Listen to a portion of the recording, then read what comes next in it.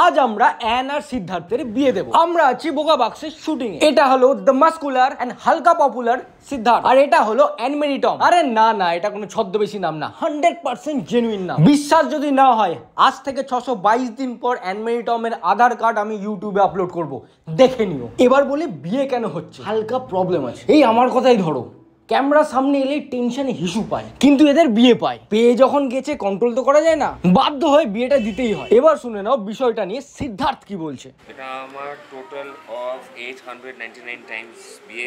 এই মেয়েটির সাথে আমি নানা করেও 5 থেকে 6 বার বিয়ে করেছি। এই মেয়েটির শান্তি হচ্ছে না, ওর বারবার আমার সাথে বিয়ে করতে যাচ্ছে, আমার পিছনে এইভাবে পাগল হয়ে পড়ে আছে, বুঝতে পারছি না কী করবো।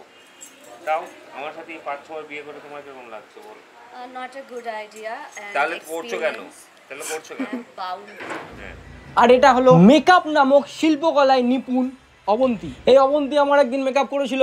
রাস্তায় বেরোনোর পর 4 জন ব্যক্তি ও জিদ্দা বলে আমার সাথে সেলফি তুলেছিল। সেই দিনই অবন্তীর প্রতিভার সাথে আমার পরিচিতি ঘটে। আজ তিনি আমাদের টিমের মেকআপ আর্টিস্ট। এ হলো রনিতা, টিমে সব কিছু করে, অনেক কিছু করে, কিন্তু কি করে জিজ্ঞেস করো না, বলতে পারবো না।